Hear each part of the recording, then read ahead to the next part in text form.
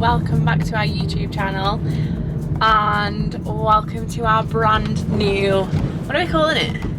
New Zealand series. Should have got the flag. New Zealand series. Should have got the flag. Over the last few months or so we have been getting everything ready to go. We are making the move to New Zealand today and we've been saying goodbye to friends and family this week, getting last minute bits, getting some currency, sorting out visas, sorting out flights, everything you can think of. So we're finally ready.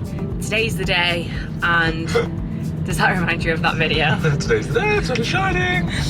Today's the day and we are headed off to New Zealand this afternoon. We are actually just going to go drop the hire car off now and then we're going to do final packing bits before we head to the airport.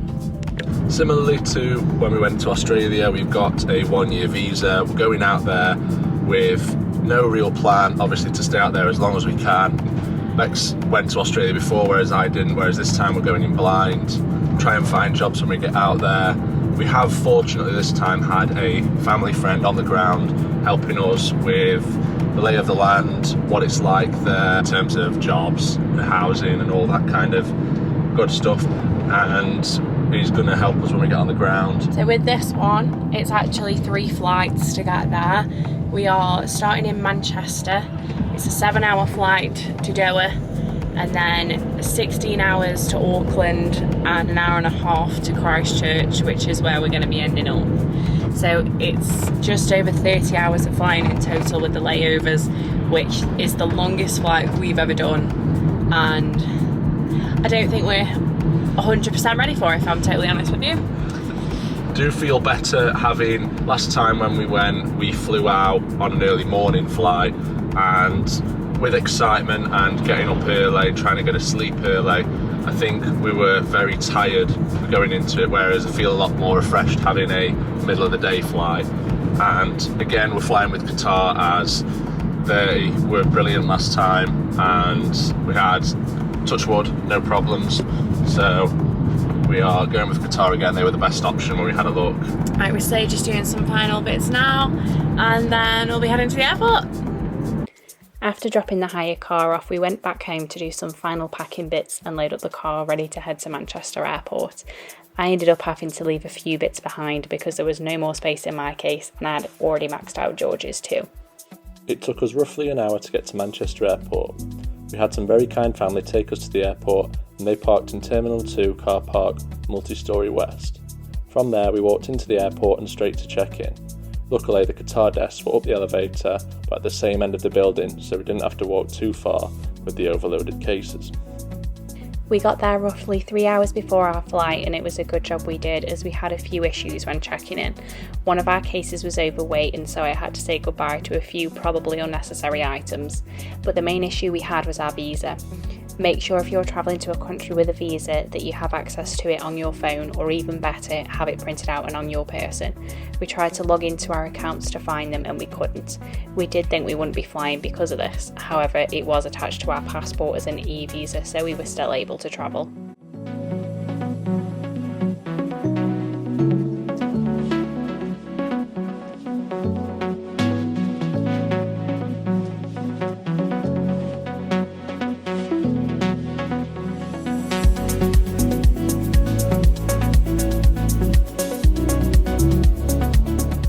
For Flight 1, we settled in ready for the 30-hour journey ahead. We aimed to sleep for most of this flight so we could get onto New Zealand time for a sleeping pattern, however this went terribly wrong and we got no sleep.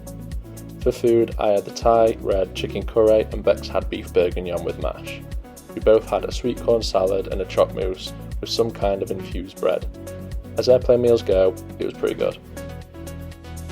7 hours later we landed in Doha. We've changed at Doha Airport before a few times and we've had a good explore. It's pretty big and has lots of options in terms of food and shops.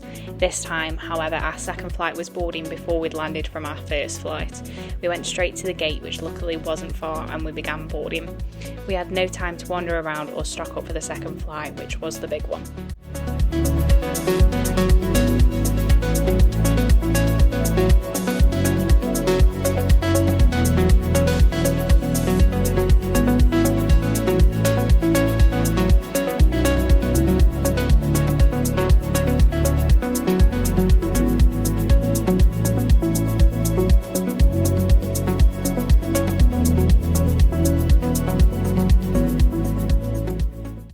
flight number 2, we ended up sleeping for the first 8 hours.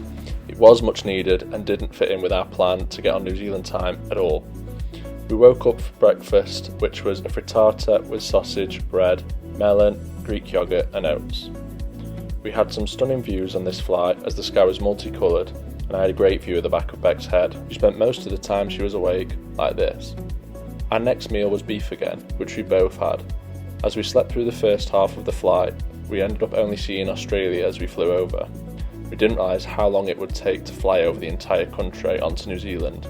It took roughly 7 hours, which puts into perspective just how big this country is.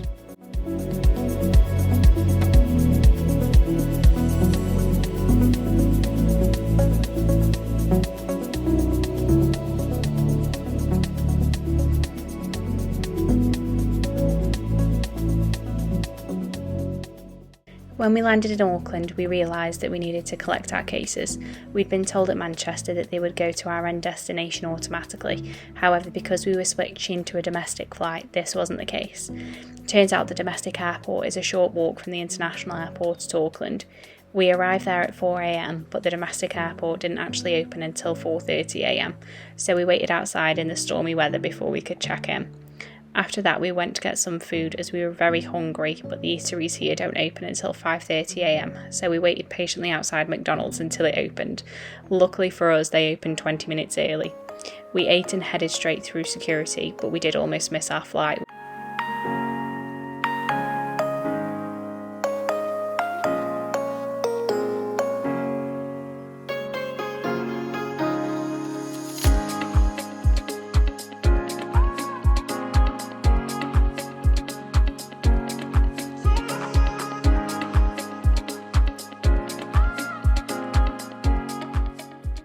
The final flight was a super short one and we were both feeling surprisingly good at this point. That was probably down to the Mackey's breakfast and also pure excitement.